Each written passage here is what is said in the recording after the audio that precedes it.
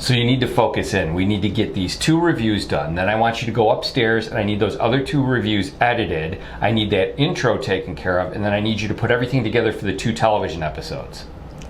Yes, Buana.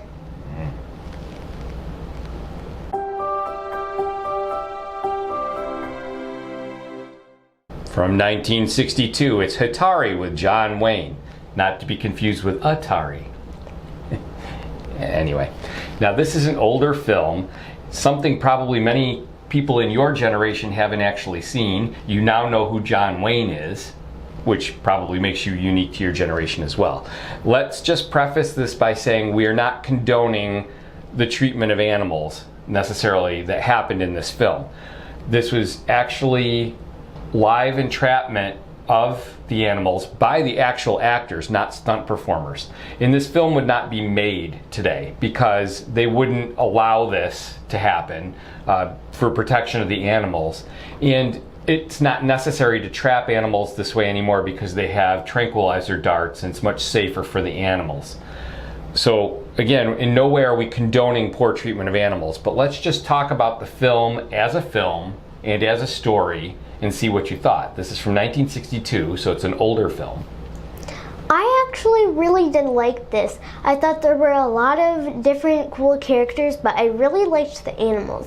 And I thought it was very interesting how the animals were actually real. And I knew you would like the film on the basis of the fact that there's these 3 baby elephants in the movie. And you love elephants. Mm-hmm. And it's really well done as far as with those 3 elephants. Now, as I said, John Wayne and Red Buttons and Hardy Kruger, the actual actors in the film, are the ones doing real entrapments of actual wild animals here. Howard Hawks had been wanting to shoot a film in Africa about hunters who catch live game and send them off to zoos. And he took the camera crew and the actors over there and he just filmed sequences where they were, tracking down animals and capturing them. There was no screenplay. There was no storyline at the time, which I found very interesting. And we'll get into how the screenplay developed in a minute because that's an interesting story as well. But what did you think about the cinematography, like how this looked when they were actually doing this? I thought that this was very cool looking, but it was very pretty too. The African locations were gorgeous. And Hardy Kruger, who played Kurt, he's the one that was driving the Jeep for most of the movie, he actually bought the land where their headquarters was in this, and he owned that land for quite some time, and people would come and visit it. It's in what is now known as Tanzania. It wasn't called that at the time, but they would come and visit it as a tourist attraction, and he fell in love with the land and the country, and it is beautiful. Those vistas that they capture as they're chasing the animals down are just gorgeous. Yeah. And you kind of fall in love with Africa, at least I did as I watched this. And the animals were very interesting. And again, I found it very interesting that, John Wayne was actually sitting on the fender of this truck. Well, this truck was moving at high speeds and they were capturing these animals because Hawks wanted to film it that way. And I think it's great that they were doing their own stunts. I know John Wayne was somewhat nervous from most accounts I've read, and I would be too. I mean, I think it was very brave to sit out there on the fender of that truck. Yeah, I was wondering how he was staying on. Like, even with the seatbelt, I feel like it would be hard to just stay in one place and stay on. Yeah, and in that, the ground, I mean, the holes in the ground and the ruts and everything, all they had to do is hit one just the wrong way, and that could have been a disaster. I'm surprised they were even able to get insurance to film the movie. I thought that the storyline actually worked. Now, this is where the screenplay comes in. Hawks had known Lee Brackett for a long time. She actually wrote the Big Sleep screenplay, and he brought her in after the fact, and they came up with a storyline. She came up with a storyline to kind of weave all these segments of these animal chases that they went on, and she's able to thread them all together, and it comes off as a pretty decent story in my opinion. I wouldn't have known that the screenplay came after those segments in Africa were filmed. Yeah, I didn't know that, and I think that's very interesting. I think that this movie is very cool in the sense that the three baby elephants are actually a very important part to this movie, and they're very funny, and elephants are my favorite animal, so that's a plus for me. But I also do think that the characters brought this together too. And there were a few comparisons that you were making along the way. At one point you kept asking me, and this is where Lee Brackett's going to weave back into it, I think. You were afraid that it was going to kind of turn toward a Swiss Family Robinson love triangle with Kurt and Chips and Brandy, who were the three in that triangle. And you kept alluding to Swiss Family Robinson. And I thought that was interesting because when we talked about Swiss Family Robinson, we brought up the fact that George Lucas was a fan of that film and kind of weaved in that love triangle for Han, Luke, and Leia. But it was played differently in Star Wars because it was played humorously instead of antagonistically as it was in Swiss Family Robinson. So it didn't bog down the storyline, right. And it was actually fun to watch because they made it funny. Right, whereas I only saw part of this, and I'm like, uh-oh, is it going to be one of those situations with Swiss Family Robinson? And here's the interesting part. Lee Brackett was the original screenwriter for The Empire Strikes Back, which is where that love triangle between Han, Luke, and Leia pretty much originates. There's hints of it in the first Star Wars movie, but it really kind of blossoms in The Empire Strikes Back. And Lee Brackett wrote the first story treatment, or the first screenplay for The Empire Strikes Back. She turned that in, and unfortunately she died a short time later because she was ill. And then George Lucas took a couple cracks at that screenplay and eventually turned it over to Lawrence Kasdan. But a lot of Lee Brackett's elements still remain in the finished product, and she's given story credit on the film.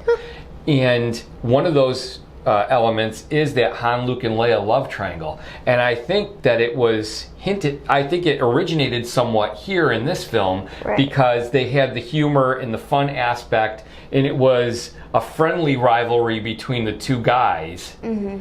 And ultimately, when things don't go right for either one of them, they laugh it off, and it's played for humor, and it is very funny. Right. Yes, and I did like it after like a very short time.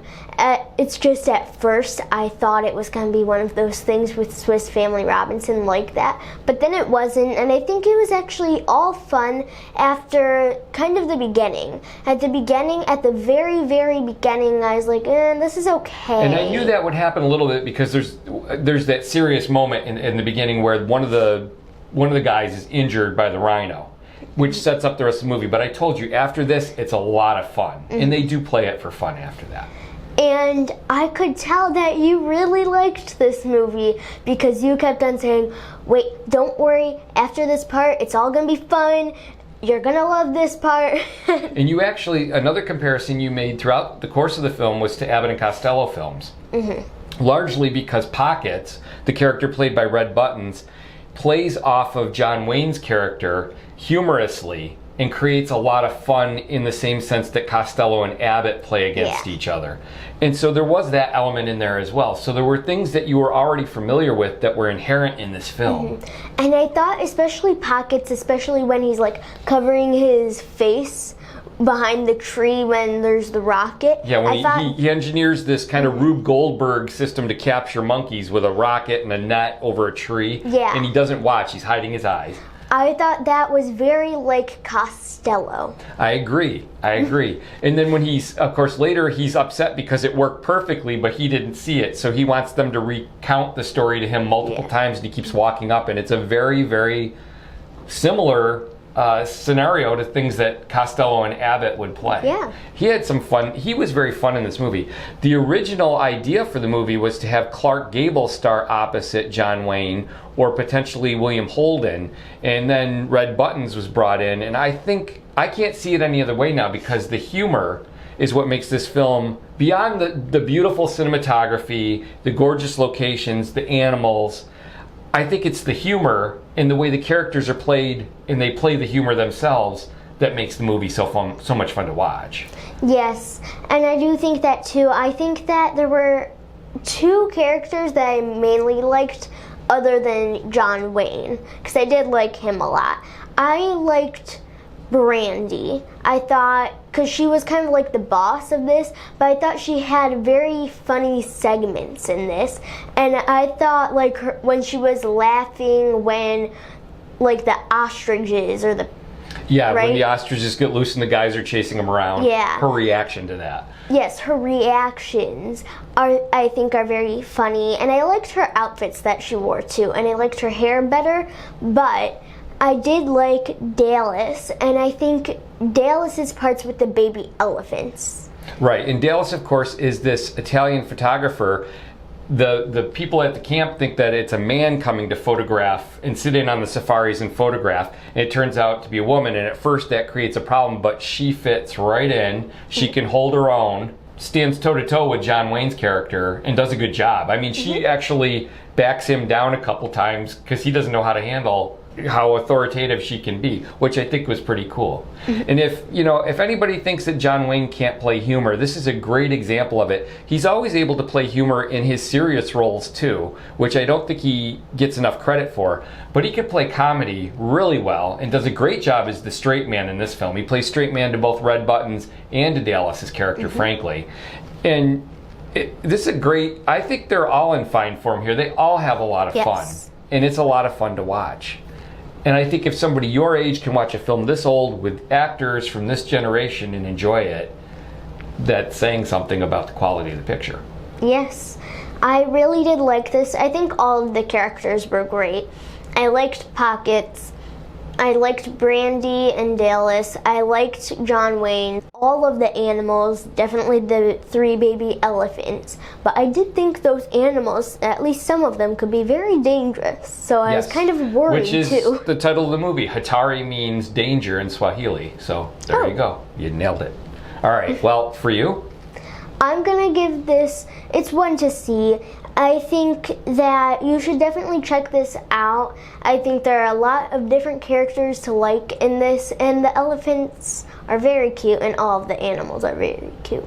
And again, we're not condoning the treatment of the animals, but you have to take this at the time that it was made and for what it is. And they did not have the intention of hurting the animals, I don't believe, in any way. But for me, definitely one to see. I always liked this when I was a kid. Whenever it was on, I would watch it. And I kind of thought you might like it. It's a great introduction to John Wayne for you. Rio Bravo is next, also written by Lee Brackett. Wahaha. I'll explain that to you later, Pilgrim.